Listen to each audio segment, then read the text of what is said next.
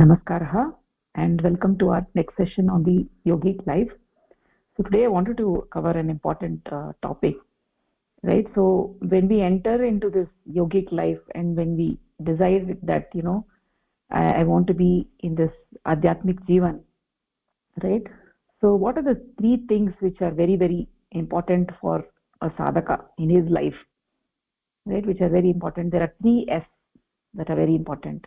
The first thing is sadhana, second is seva, and then third is samarpan, sacrifice, right? Sadhana, seva, and samarpan. That samarpan bhav, right? These three things are very important in every field. For that matter, when we want to progress further in any field, we need to do sadhana, right? Like for instance, we are a singer. If you want to become a famous singer, then one has to do a lot of sadhana in sangeeta, right? In sangeet they have to do a lot of sadhana. They have to practice a lot. Or if it is any other field like architecture or any other field, lawyer or whatever it may be, right? One has to have a lot of practice, right, for uh, becoming stabilized in that practice. So the sadhana is very important in whatever field. So same thing even in the adhyatmic jivan, in the spiritual life. To get progress, sadhana is very, very important. Only with sadhana we can go forward, right? Without sadhana we cannot go forward. So like for instance, like there's a singer, right? He does sadhana in sangeet, and let's say that he has some physical defect, right? Let's say that his throat is not proper. If throat is not proper, then he cannot become a famous singer, right? He needs to have a proper voice to become a famous singer. If throat is not proper, then he can actually play a musical instrument or something else, but he cannot sing, right? If the voice is not good, he cannot sing. But in the spiritual life, right, what is the requirement for doing sadhana, right? It's not like that for the spiritual life, right? It's not like something is not proper. It's not like that. So what is the only thing that you need in the spiritual life to do sadhana is your mind, right? And every human being has a mind. So so everybody can do sadhana, unlike music or other fields where if you have some defect you cannot do it. But in the case of spiritual life, everybody who has a mind, right, can actually progress. They can use their mind to do sadhana, and they can have agragatihi, and everybody will definitely get this agragatihi, no exception, right? So what happens is when you do the sadhana, right, why are we giving so much of importance to sadhana is when we do sadhana, when we do meditation, what happens is the mind expands, right? So what happens is slowly by doing sadhana, your love towards the supreme entity keeps, it awakens first it awakens, and then it starts increasing, right? Slowly it starts increasing. You get attracted towards that infinite entity, right? So that is what happens when you do sadhana. So your love towards that entity increases. Nowadays, like, we people do, they do puja and this and that, right? They think it is bhakti, and they think they have love for the supreme entities, but at the bottom of it, right, they're always having some demand. Is it a pure love towards the supreme entity? No, it is always based on something else. You're saying, okay, I love you because you're going to give me this, I want this from you, right? So it's like a business transaction. But when you do sadhana, what happens is that there is the deep love and attraction towards the supreme entity awakens more and more and more. And then what happens, the jiva and paramatma become one. When the jiva and paramatma become one, then this dunya, this world, it ceases to exist, right? So that this world goes away, then only paramatma and the jiva remains, right? Then there is nobody between you and that Bhagavan. Dunya, this world is removed, right? So that when one is engaged in sadhana, what happens is, right, whether somebody else is doing your praise, or whether somebody is doing your ninda, or if somebody is criticizing you, we will not pay any attention to that. we won't care whether somebody is praising us or whether somebody is criticizing us. Nindantu niti nipunaha yadi va stuvantu lakshmihi samavishatu gacchatu va yateshtam adyaiva maranam astu yugantareva nyayat patah pravichalanti padam na dhiraha. Right? Nindantu niti nipunaha yadi va stuvantu. Nindantu is criticizing. Niti nipunaha, those who are expert in logic, they might criticize you, right? Or they may praise you, right? And we don't care about that. Whether they are praising you or they are criticizing you, we don't care about it. Lakshmihi samavishatu gacchatu va yateshtam. Let Lakshmi come or go according to her wish. We will not care about that, right? And adyaiva maranam astu yugantareva. Let me die today or later on, doesn't matter, right? I will be steadfast in my path. I'll be steadfast in my spiritual path. I don't care about the praise or criticism or wealth or death, right? So when I'm steadfast in this adhyatmic jivan, then there may be some nitivadis there may be some pandit jnanis, the nayayikas or the advaitins or whoever. They might actually criticize you. They may say that what are you doing, right? So but a sadhaka who is steadfast in sadhana, he will not worry about the criticism. Or they may praise you. They may see the spiritual progress and they may praise you. Even when they praise you, they may say that, oh, you've become a great man, you've become a bhakta, you've become mahan, right? They may praise you. Even with the praise, we will not be worried about that. We will not take the praise. We will not get the ghamant. We won't get this ahankara because of the praise, right? As somebody who's a devotee, who's a strong devotee, a staunch devotee, right? He won't get this ahankara by the stuti, right? Or he will not feel scared because of the ninda, because of the criticism, right? And Lakshmi, one who is steadfast in this spiritual journey, right? He won't worry whether Lakshmi comes to my house or not, right? Or if Lakshmi goes away from my house, he doesn't care about that. He's just an upasaka of Paramapurusha, and he's not an upasaka of Lakshmi, right? He's an upasaka of Paramapurusha, not upasaka of Lakshmi. And whether the death can come today or tomorrow doesn't matter. He is steadfast in this spiritual journey, in the spiritual path. He is steadfast in his sadhana. So by following the spiritual path, by following the adarsha, I may die today or I may die tomorrow, right? Doesn't matter, right? Doesn't matter. The sadhaka will not pay any attention to that. He is always ready. He doesn't care, right? So his only goal in life is Paramatma, right? His deep love towards, his bhakti bhava towards the supreme entity.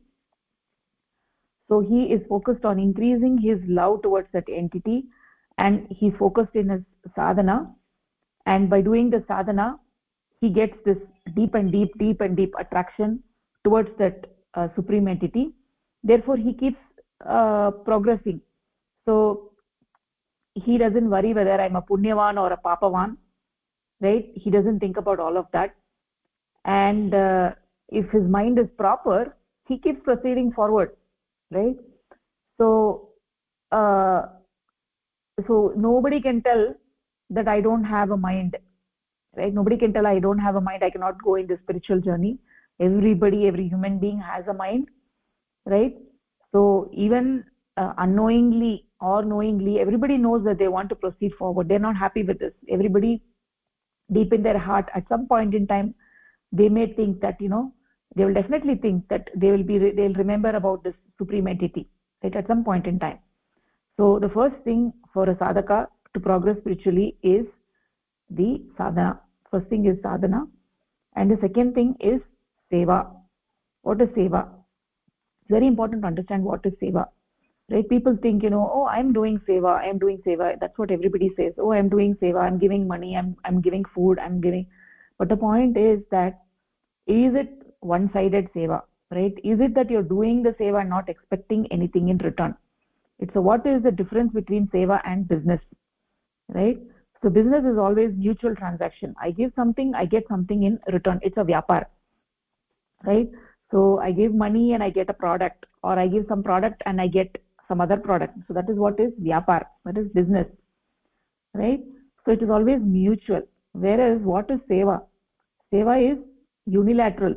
It is unilateral. I do something, I don't get anything in return. I don't get anything in return. So there are a lot of there are a lot of people, the businessmen, right? They actually put this advertisement: we are in the service of so and so for 20 years. We are in the service of this one. So, but actually speaking, are they really doing service? They are not doing service. They are actually in the business. Even though they use the word service, they are not doing service. Seva is always one-sided. Is always unilateral. You do something and don't get something in return. So the question is, who can do this seva? Who has this yogyata to do seva? In order to do seva, you need to have the courage, right? A person who is not courageous, right, he cannot do this seva. Because why do we need courage to do seva? Is because in order to do something and not expect anything, you need to have courage, right? So in order to get that courage to do seva, you need to have love towards the supreme entity by doing sadhana. Only a sadhaka who has love for the supreme entity will be able to do seva, right? The real seva, right? So when you do sadhana towards the supreme entity and you increase your love for that, you awaken that love for the supreme entity. When that love increases, when that bhakti bhava increases, with that you get the shakti. With that you get the shakti to do the seva karya, right? Therefore, in order to do seva, sadhana is very, very essential, right? So somebody who doesn't have love towards the supreme entity will not be able to do seva, right? So only when in your heart you have that attraction, you have the deep love for the supreme entity, only such a person will be able to do seva. He will enjoy a lot, and he will do with a tivra gati. The tivra gati, he'll become a full-time the person who's seva vrat, who's a seva vrati, he becomes a seva vrati, right? So therefore it is important that the first S that we talked about is a sadhana. One has to deeply engage in sadhana, deeply have awaken this bhakti bhava towards the Parama Purusha. Then that person will get the yogyata to do seva, which is one-sided, right? So then only you can do proper seva. Otherwise you cannot do proper seva. So how can you do the proper seva? How do you get the yogyata? Is by doing sadhana. By doing sadhana, you get the Ishwar Prem, you get the love for the supreme entity, you get the bhakti bhava. With that, you get the courage. Then you can do the seva. So with that courage, only you can do the samarpan. You can do the sacrifice. The third S is the samarpan, sacrifice. So even for doing the samarpan bhav, sacrifice, this sharanagati bhava, also you need courage, right? So people are in this world, how do we all live? We are all so busy. You ask anybody, everybody says, I am busy, busy with what? Something or the other, right? So everybody is worried about their own problems, right? So if I'm thinking, I'm only thinking about my problem. I'm thinking about, oh, I don't have money, I want to get more money, I don't have a house, I want to buy a house, I don't have this, I don't have that. Like something or the other, we have a problem and we are worried about that problem, right? The person next to you, we don't care about, what his problem is. We don't even look to see what the other person's problem is. We're so busy with our problems, right? Everybody is busy. In today's world, everybody is busy. What are we busy with? We are busy with our own problems, right? We don't even have time to look this side or that side, right? In order to look this side or that side, you need to have courage, right? So when you do sadhana, you get that courage to look this side and that side. When you look this side and that side, the problems of other people, then what happens? So much of time you don't think about yourself, right? When you think about the other person, then that much of time you don't think about yourself. You're not busy with yourself, right? So this atma tyag, when you're thinking about other person's problem, you're doing atma tyag, you're not thinking about yourself. So by doing this atma tyag, what happens is that you get the courage, to do samarpan, right? So by for doing the samarpan, you need this courage. For doing the atma tyag, you need courage. Or how do you get this courage? You get this courage by doing sadhana. When you do sadhana, your love for that entity, supreme entity, increases, right? So essentially the fundamental thing for all of this, in order to do seva and also to do samarpan, atmatyag, you need to do sadhana. When you do sadhana, your mind expands, your love for that infinite entity increases, your attraction increases. Then what happens is that you're able to do seva and also you're able to do atmatyag. Like without this love for supreme, right, you cannot do the samarpan becomes impossible. Right? Therefore one has to deeply engage in sadhana. One has to awaken this love for that supreme entity. So when you awaken this love for the supreme entity, then what happens is that you will do this atmatyag. Then you start looking this side and that side about other people's problems. Otherwise what happens? Everybody is busy with what? Their own problems. Everybody has something or the other, they're busy with that. So when you do sadhana, what happens? You start looking this side and that side. You start looking at other person's problems. When you look at other person's problems, then you're doing atmatyag. You're not looking at yourself, right? When you're not looking at yourself, that is essentially atmatyag. That is what is the samarpan bhav, right? So here in this context, I want to actually so essentially, the three S's that I actually talked about, sadhana, seva and samarpan. So we need to be staunch in the adars that we are learning, in the ideology that we are learning, right? So by doing that sadhana, you increase that supreme, that love for that supreme, and that supreme entity becomes your goal of your life, right? So by doing that Ishvara upasana, you get more and more strength for doing seva and also for doing atma samarpan, right? So in this, so every human being has that mind for doing sadhana. By doing that sadhana, he can do the seva, he can do atma tyag. So in this context, I want to actually tell you a very, very interesting story, right? So this is a story from Mahabharata.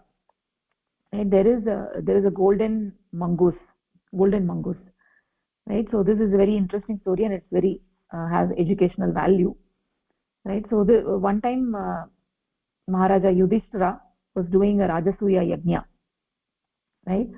So after the Yajna, there was this ashes everywhere, right? And ashes was on the floor, and there was this mongoose who his half the body was made of gold, and the rest of the body was normal body. So this mongoose came here to this yajna, and he started rubbing his body on the floor against the ashes. He rubbed his body fully against the ashes. After that he said, this is not a yajna, this is really not a yajna. What yajna did Yudhishthira do, Maharaja Yudhishthira do? This is really not a yajna. Yajna is a yajna that was done by a Brahman. There is another person who did the yajna. That is what is a real yajna. By a poor Brahman, that was a yajna, and this is really not a yajna. So this mongoose said that, what is this? This is not a yajna. Then everybody around, the people around, they said, Maharaja Yudhishthira spent so much of money doing this yajna. How come you're saying this is not a yajna? And you're saying that that poor person who did the yajna, that is the real yajna. So then this mongoose saying, okay, let me tell you the story. So he says there is a poor person, the poor Brahmin. He had in his family he had 4 people: he, his wife, his son, and his daughter-in-law. 4 of them were there. And in the place where they were staying, there was extreme drought. And there was no water, there was no plants, nothing. There was no food. There was scarcity of food. So those people all were starving. They have not eaten for many days. And this poor person, he happened to find some grains. He went somewhere, he got some grains. So he got those grains, and with great difficulty he comes home because he has no strength in his body, because he has not eaten for a long time. He comes home, and then he gives he comes home, keeps the grains, and then he divides them into 4 parts, right? Actually the grains which are made into flour, right? He grinds them into 4, he makes them into 4 parts. He splits them into 4 parts, and then he says each of us will take 1 part. At that time what happens is, as they were about to eat, there is one guest that comes to their house, right? That guest comes to the house and he says, I'm extremely hungry. I have not eaten for many days. I'm extremely hungry. So can you give me that flour that you have, that grain flour that you have? Can you give it to me? So then the 4 of them are there. Each of them are having one portion, and all the 4 people in the house, they haven't eaten. So then this poor Brahmin, he says, okay, I'm going to give my portion to him, to this guest, right? Let him eat. So then his wife says, no, I cannot do that. I cannot allow you to give the grain, your portion, because if you give your portion, you will starve and you will die. I can't see my husband dying in front of my eyes, so I won't allow you to give. I will give my portion, she says. Then the son says, no, how can, I can't see my parents dying, so I can't allow you both to give. I will give my portion, he says. Then the daughter-in-law says, no, I can't allow you guys to give. I'm the youngest in the house. I have more shakti to bear hunger. I will give my portion, she says. Then finally what happens is, this poor Brahmin, he says, no, I am the head of the family. I'm the head of the family, therefore I only will give. You all cannot give. So he says, then the rest of the family keeps quiet. So he gives his portion to the guest, and the guest eats that. The guest has also has not eaten for a very long time, so he's also starving. So he says, no, I am still hungry, he says. Then the wife says, okay, I will give my portion, right? Again she says, I'm the head of the family now, and I have my portion, so I will give my portion. So she gives her portion. But the guest is still not satisfied. He's still hungry. Then the son also gives his portion, and the guest is still not satisfied. Then the daughter-in-law also gives her portion. So then finally the guest is happy. He's satisfied. His hunger is satisfied. He goes. But these 4 people, because they had not eaten for a long time, so because of the hunger, the 4 of them die. They starve to death. So in that house there was this mongoose which was seeing all of this, and he was thinking, wow, what great people these are. For somebody else's problem, they've sacrificed themselves. Wow, these people are great people. And from their hands, little bit of the flour had fallen on the floor. So this mongoose, what he did, let me go, rub my body against the grain flour that is on the floor. So by rubbing that, I will become, I will get their punya, right? I will also become danya. So then what he does is that, so that guest had dropped a little bit of that flour, right? Grain flour on the floor. So this mongoose, what it did, it just rolled its body against that grain flour, and to its own surprise, a portion of its body became into gold, right? It became into gold, and the rest of the body was like that, because there was only little flour on the floor. So it rubbed against its body against the floor, and the body became gold, right? So this mongoose, what it has been trying from since then, it has been trying to make the rest of its body gold, because half the body is gold, rest of the body is not gold. So it wants to make its rest of the body gold. So it's going everywhere and trying to see, it can make the rest of the body also gold.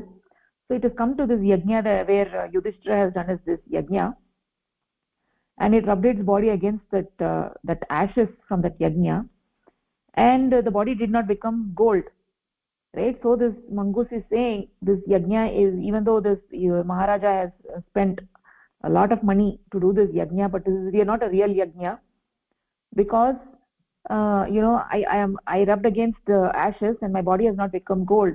So this is not real yajna. So far whoever has done a yajna is not a real yajna. So yajna, what is that yajna that we have to do? Is that atma samarpan. For somebody else we have to sacrifice ourselves, right? So that is a yajna we have to do, and that kind of yajna only that poor person had done, right? So this kind of yajna every human being can do, right? When can we do this kind of yajna? When will we have the courage to do this kind of yajna? Is when we do sadhana. By doing sadhana, by becoming a bhakta, by awakening that love for that supreme entity, that is when you can do the sacrifice, when you can do the atmatyag, right? So that's when you look at outside to see somebody else's problem. Otherwise you'll be thinking about only your problem. Oh, I have this problem, that problem. You'll always be thinking about our problem. Only when you do sadhana regularly, your love towards the supreme entity increases, then you'll start looking outside to do seva. Then you'll say, okay, oh, this other person, then you will feel the other person's pain. You'll start feeling the pain, right? Till then you will not feel the pain of the other person. Only then what you will feel is, my pain is not a big pain, the other person's pain. Just like that poor person, he didn't think his hunger was great. He ignored his hunger, and he said, the other person is hungry, let me give my food to him, right? That kind of courage, when do you get that kind of courage? Is when you do sadhana. Therefore, in a sadhaka's life, the 3 S's which are very important is sadhana, seva and samarpan. And by doing sadhana, automatically seva and samarpan automatically comes, and this is very, very essential, right? So that is why it is important for all of us to learn how to do sadhana and engage in this process of sadhana. With that, your life completely changes. Your life completely 360-degree turn, right? How you were, your personality, how it was, it changes. And then when you look, you'll be like, oh my God, is this me? Right? I wasn't like this. How come? I was so self-centered and focused on myself. Now I'm no longer like that. That kind of attitude will come only when you do sadhana, right? Okay, so that is what I wanted to share today. Anybody has any questions? Otherwise we can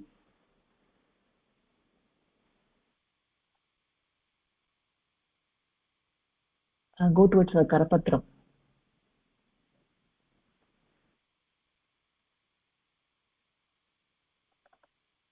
Okay, so we are talking about how should human beings live in this world, right? So we actually talked about the Srishti Chakra, right? And we also talked about how after so many yugas we get this human life, and that getting this human life is indeed a rare thing, going from 6 o'clock to 10 o'clock, and then all the way from 10 o'clock to 12 o'clock. It's a huge thing, right? To going from 6 o'clock to 10 o'clock to get this human life is a great thing, and it's a huge thing. And what are we supposed to do with it, right? In this discourse, it's telling that there are 2 factors. One is doing actions which increase the density of reflection of consciousness within one. That is one. So when one can actually do that, or one cannot do that, right? One can increase the density of reflection of consciousness, or one can decrease, right? So that is the first thing. So it all depends on how our life is goaded. Is it goaded towards increasing the reflection, or decreasing it? And then second thing is whether one is following the basic laws of Prakriti, right? The basic laws of Prakriti means sleeping properly, taking food properly. Proper food is the food. Proper food means food that we are designed to take, right? Not eating meat and not eating the tamasic and rajasic ahara. We are not designed to take animal products, right? So anybody taking animal products is going against the Prakriti's design, because we are not designed for that, right? So there are 2 factors: the basic things of life, following what the natural design of Prakriti, whether we are following such a lifestyle which increases the reflection of Paramapurusha within us, or whether we are decreasing the reflection of Paramapurusha within us. So those are the 2 things. they have an overlap within them, right? But those who are actually having such a life, right, increases the reflection of Paramapurusha within them. They will naturally they'll naturally follow the laws of Prakriti also. So when you engage in sadhana and increase your reflection of consciousness, then automatically you will follow the laws of Prakriti also, right? So there may be people in this world who are following the laws of Prakriti. They may be taking, following plant-based diet, but they are not doing sadhana, right? So taking this whole food plant-based diet is a big movement in all over the world in different parts, right? So actually that is one thing which is actually a good thing, right? But if that is all you did, right, you did not direct your mind towards that infinite, then that is not enough, right? So we talked about two other things, which is the Viveka and Vairagya.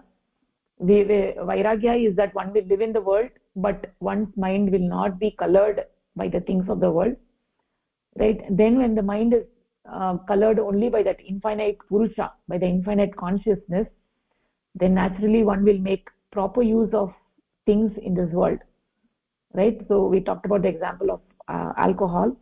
There's no point in taking alcohol unless it's being used for medicinal use, otherwise not, right? So this is the proper use of things in this world. Naturally happens as a result of the mind being colored by Paramapurusha only and not by other things, right?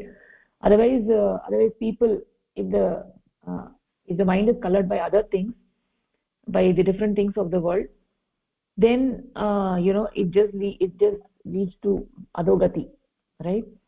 So the attractions of the world will pull you, right? And they will be dragged towards that. The objects of the world are all attracting us and pulling us towards them. But how can we get over those attractions, right? How can we be colored by Paramapurusha is only when you awaken that attraction towards the supreme entity. Only when you get something better, you will give up just like a baby, right? If it's playing with the mother's car keys, you have to give it something better. You have to give a better toy. Then the child will give up the car keys. Like that, you have to awaken this love for that supreme. When you awaken it, then automatically you will give up the objects of the world. They don't attract you anymore, right? That is Vairagya. So you live in the world and you will not have attachment to those things, right? You will not have moha for those things. We will not go running to use those things in the wrong way. And right, that is the first thing is the Nitya Nitya Vastu Viveka. What is the Nitya and what is Anitya?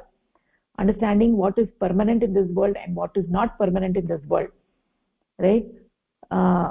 Because of this confusion between the Nitya and Anitya, people's minds get intoxicated with the things which are impermanent, right? That is, they lack the Nitya Nitya Vastu Viveka. Mind gets intoxicated with something crude, right? So we have to follow the laws of Prakriti, right, in going and trying to follow such a lifestyle which will increase one's reflection of Paramapurusha, right? And that is the life of Vidya Maya, and not to do so is Avidya Maya, right? So we also said that if we are doing any action in this world, right, we have to incur the karma pala. We have to incur the karma pala in this life or in the next life or the following life. So any action we do, we have to experience the reaction of that action, and that cannot be evaded, right? So we cannot do something. We cannot do graha shanti or wear some stones and avoid the karma pala. By doing all that graha shanti, only thing we can delay it, or you can increase the speed of experiencing that karma pala, or we can increase it we can experience it in installments, but we cannot completely avoid experiencing the karma pala. So people are mistaken. They think that by doing all these graha shanti or wearing different stones, right, so they can actually completely avoid their karma pala. That is not possible. So a person, whatever karma pala one has to experience, he will experience. By doing all these tricks, only thing you will be able to delay it or experience it sooner, but you cannot completely avoid it, right? So we saw till there in the last class. We'll continue now. uh,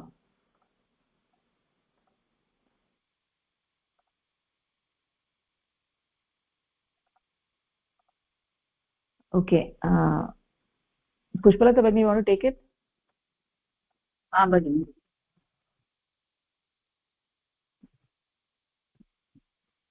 Some believe that the No, result in fact, rather be. in fact, Sorry. In fact, fate or the experience of reactions, karma phala, can never be changed. It is only the duration of reactions that can be changed.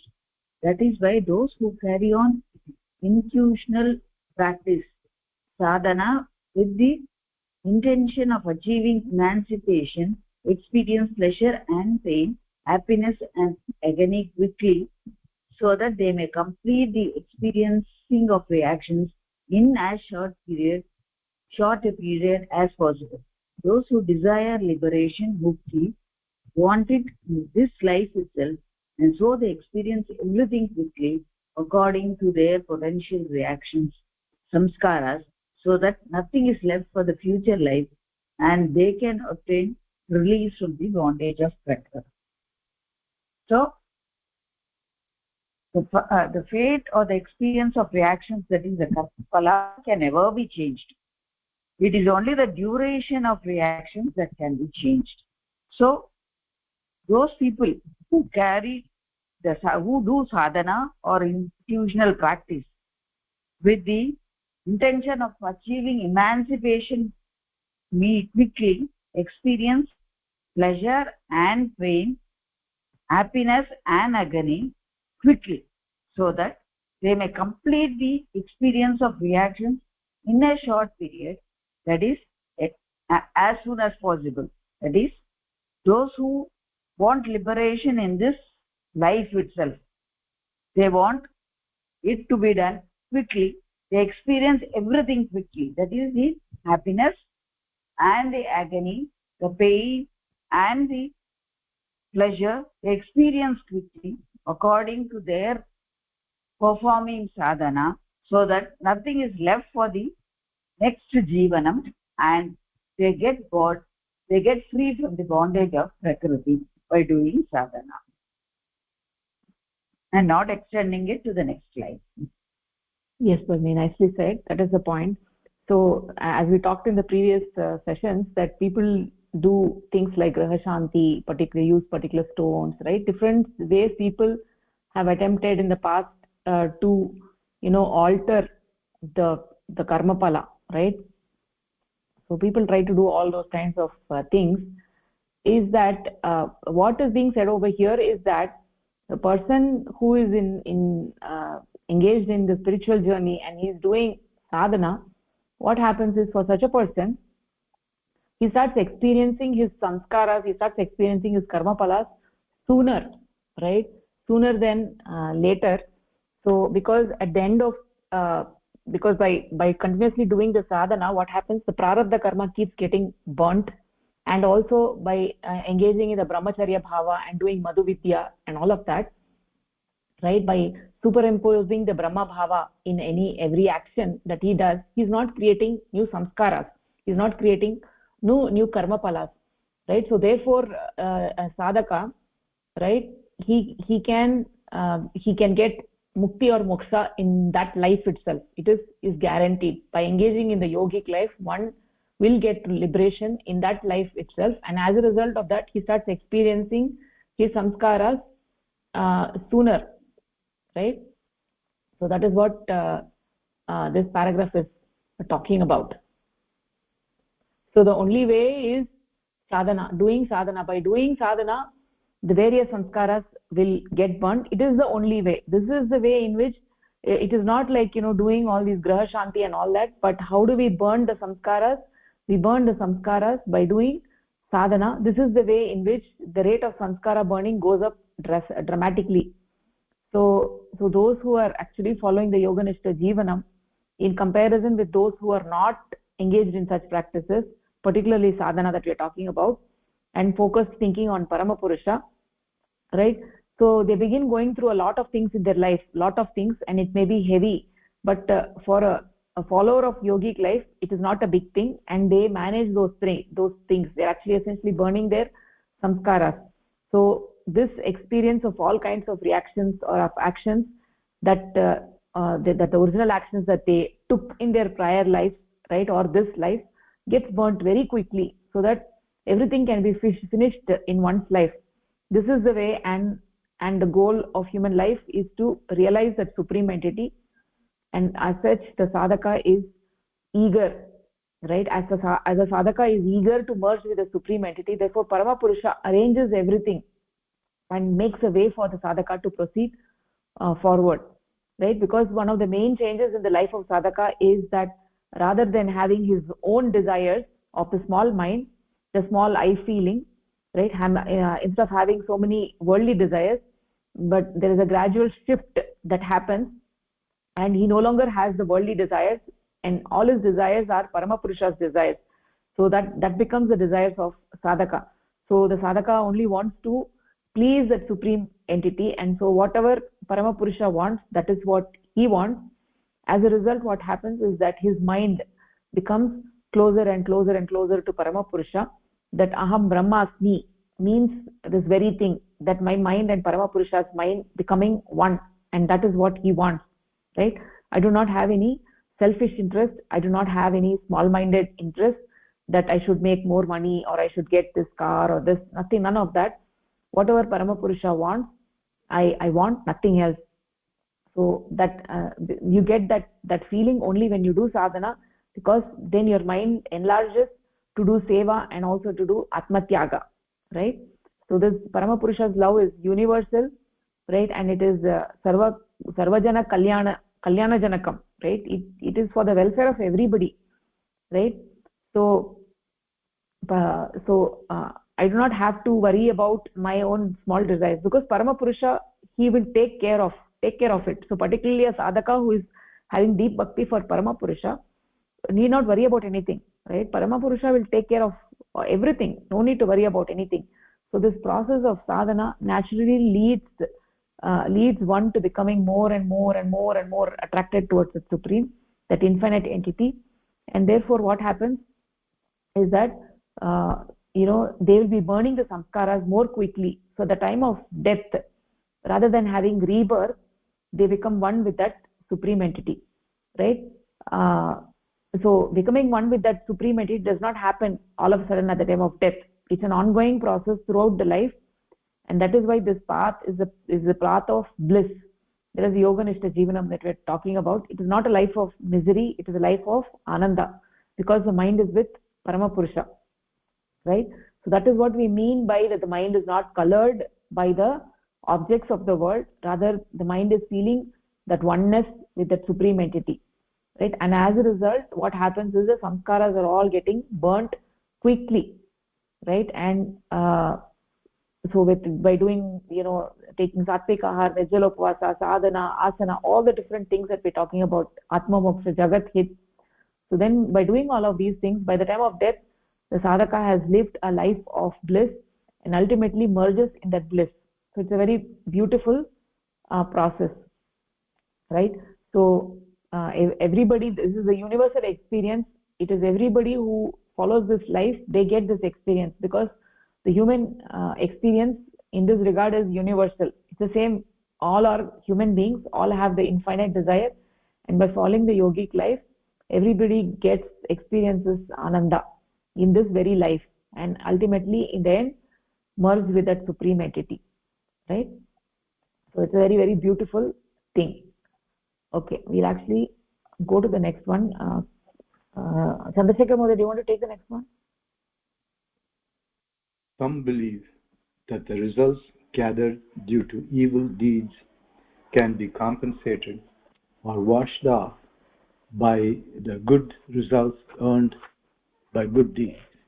According to them, if the bad and good deeds are the same in number, there should be nothing left as balance to be experienced.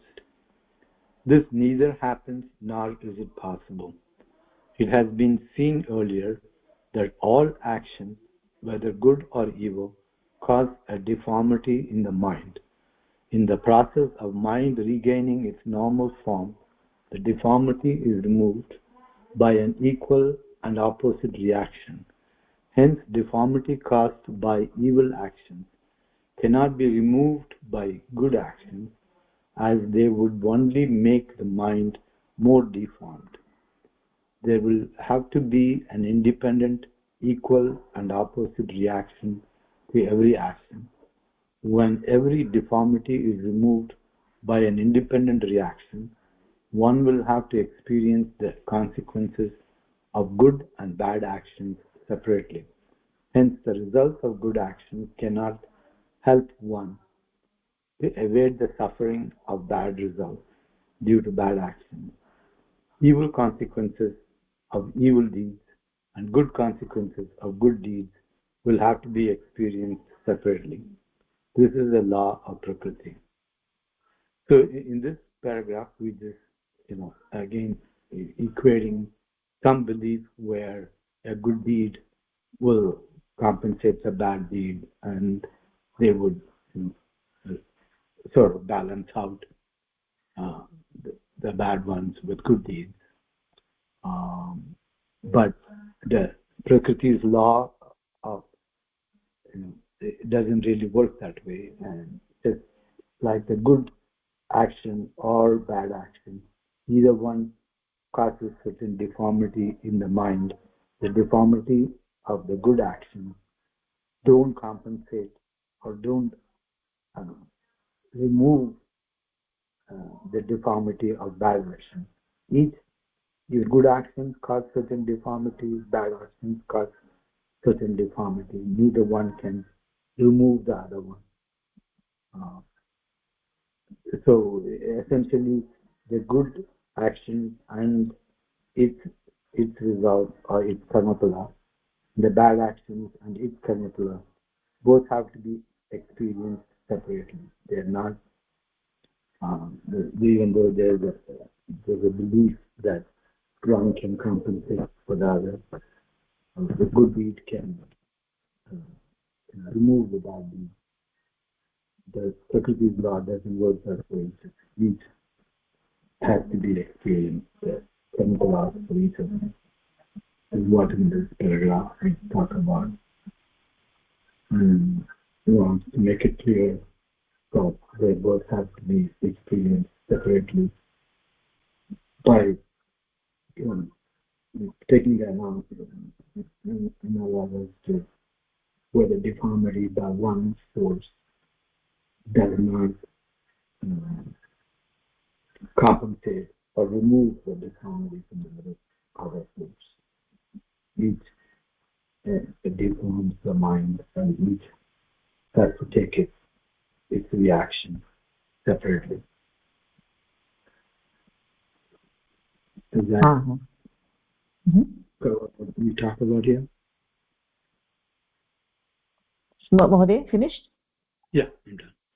Yeah, okay, Mahoday, nicely said. Yeah, this is actually a very straightforward principle. It is not difficult to understand, and things are very, very straightforward, right? People think that, I did this bad one, well, I'll do this good thing and everything will be fine. But that is not how it works.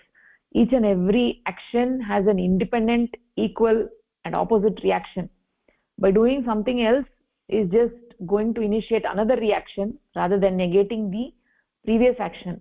So if we keep this principle straight in our minds, then we'll never get confused on this, right? It's a straightforward thing. Each and every action has an equal and opposite reaction, and it can never get negated by another action, right? So that is what this paragraph is talking about. Let's move on. Shubham Bhagini? Yes, Bhagini.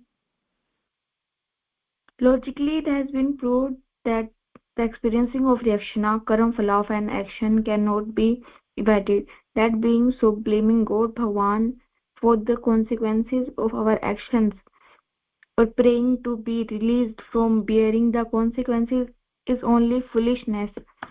One who performs actions will have to bear the reactions also. If you plunge your head in the fire, you will surely burn it.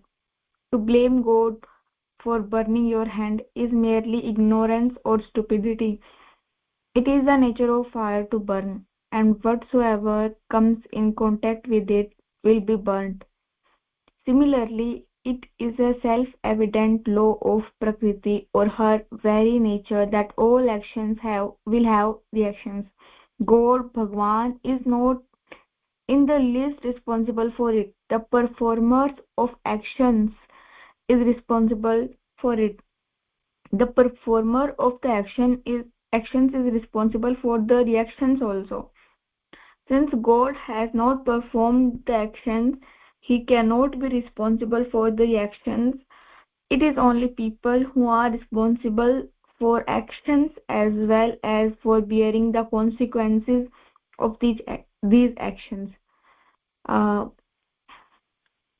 it is saying that uh, if we talk logically, then also it is told that the karam phala of any action, we can't escape from them.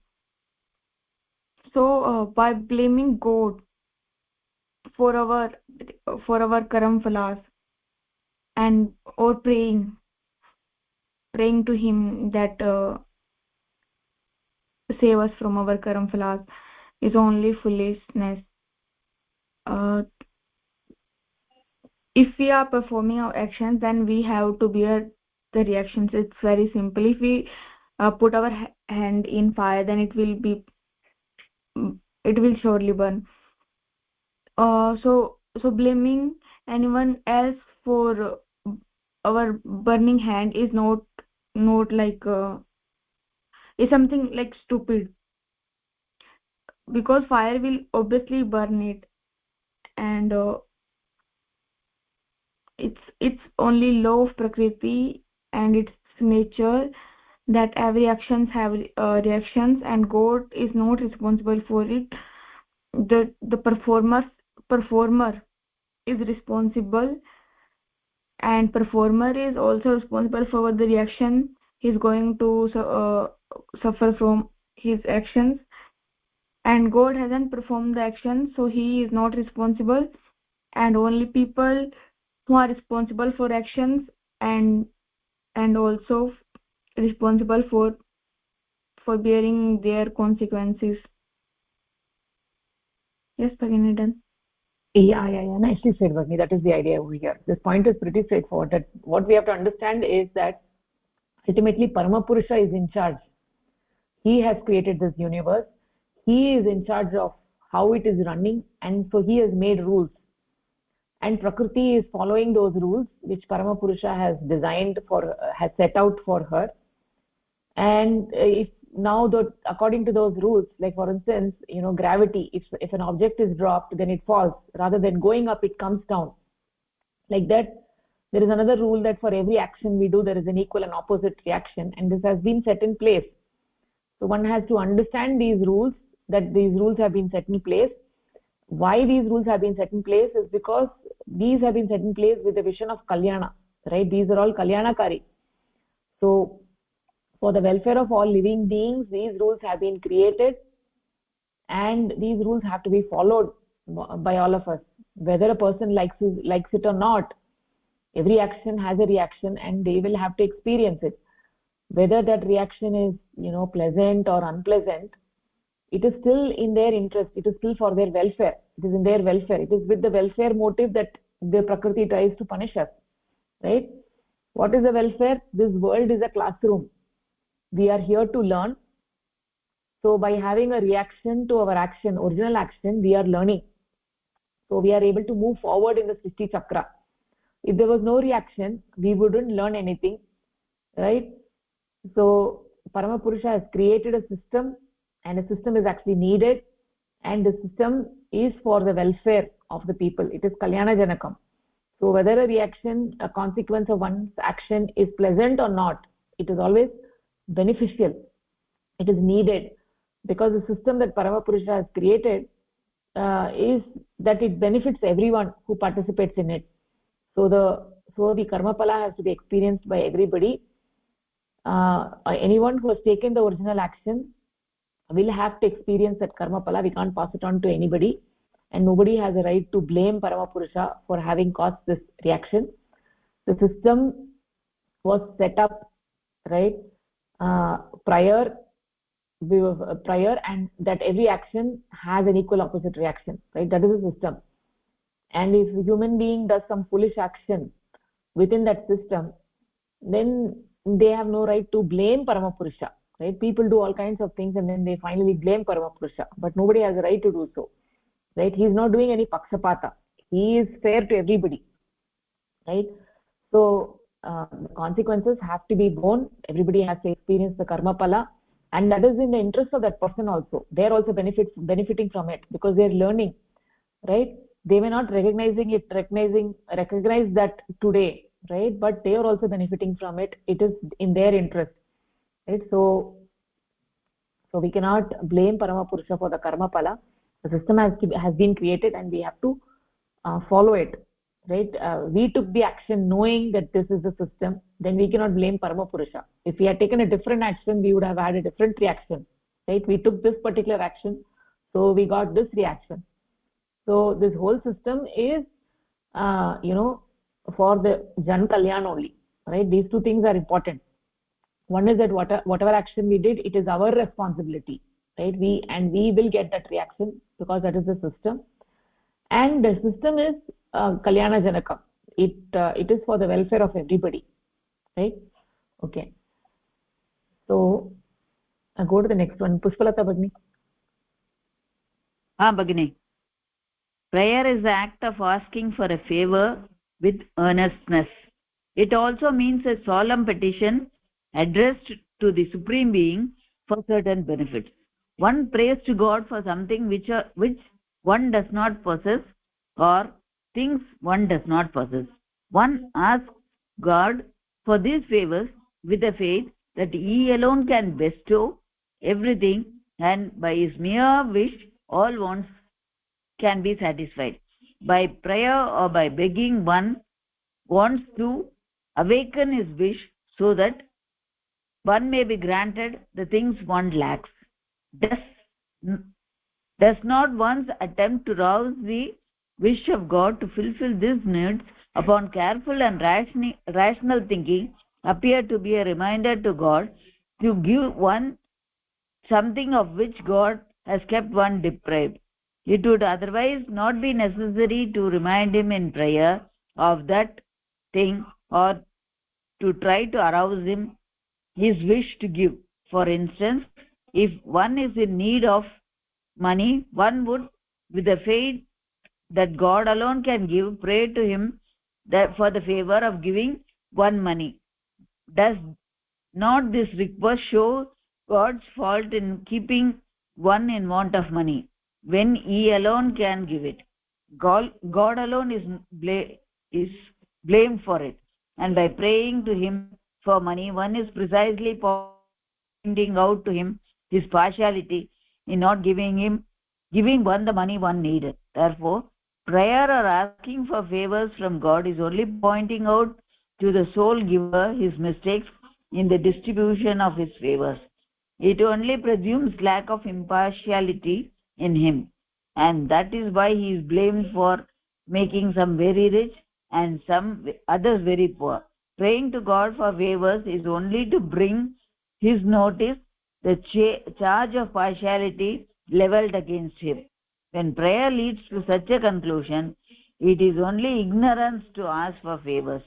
One who performs actions will also bear the consequence, and blaming God for it as his partiality is not going to save one from bearing the consequences. So this paragraph essentially says that prayers doesn't help him in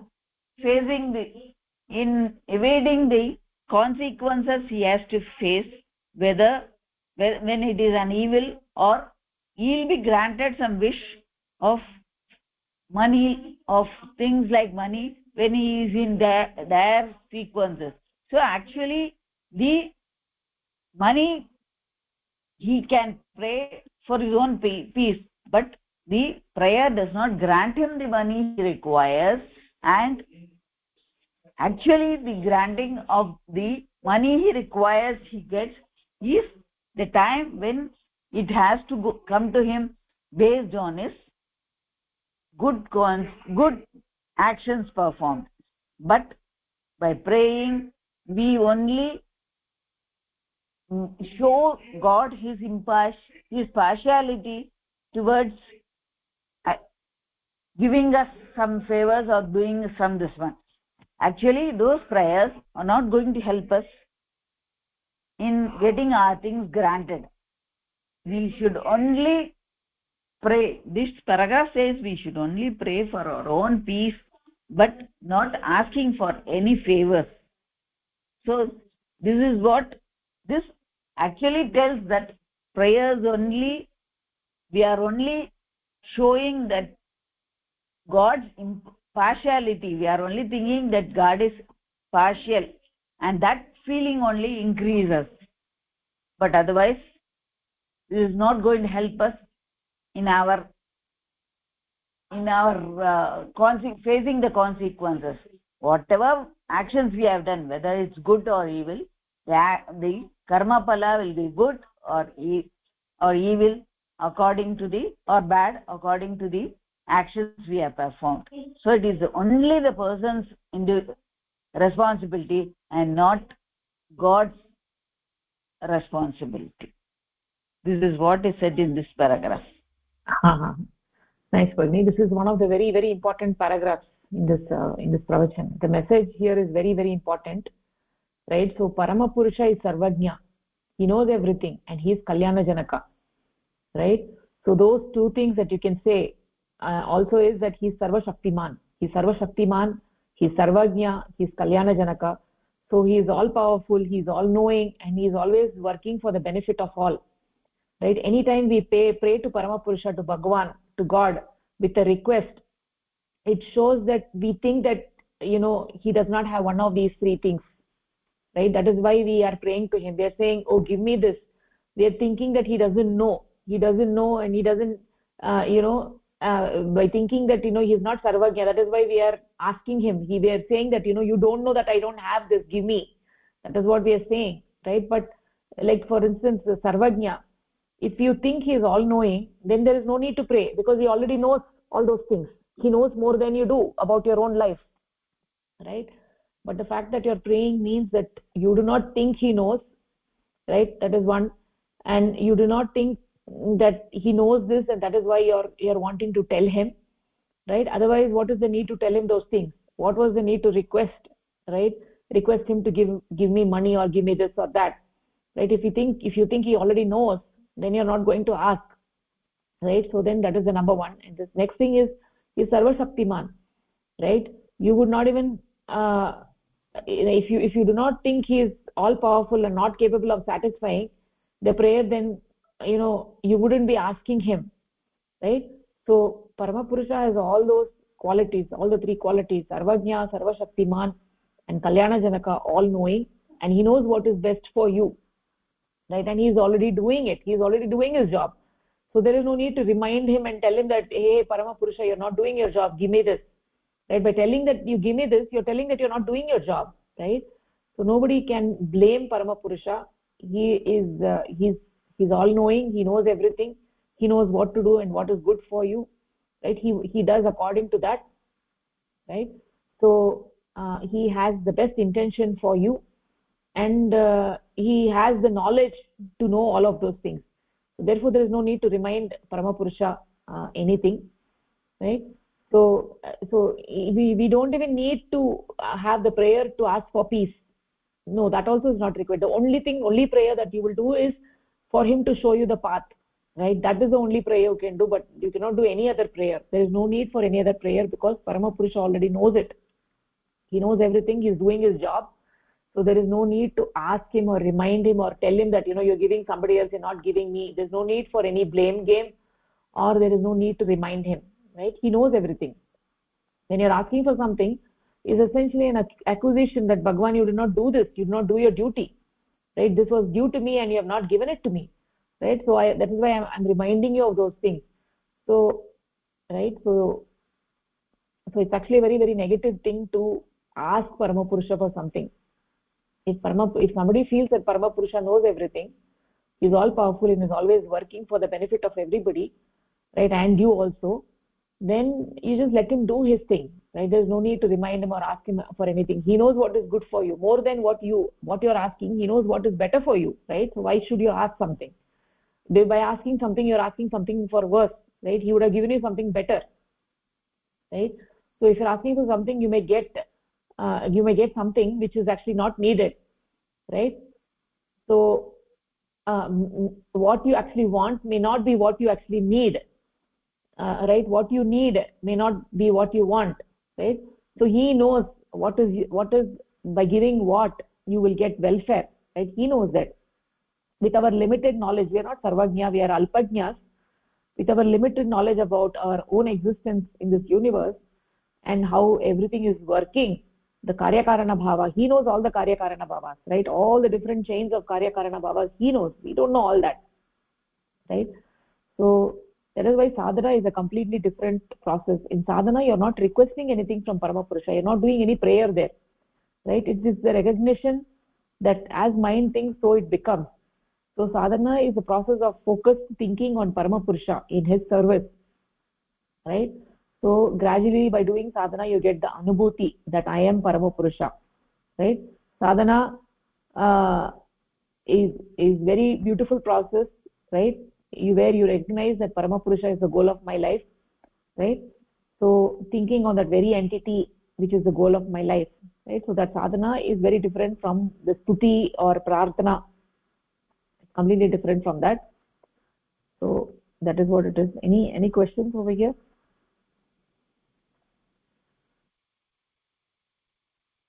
Okay. Okay, we'll actually stop over here. Anybody wants to say anything, you can say. Otherwise, we'll close the session over here. धन्यवादः, नमस्कारः. धन्यवादः, नमस्कारः. धन्यवादः भगिनि.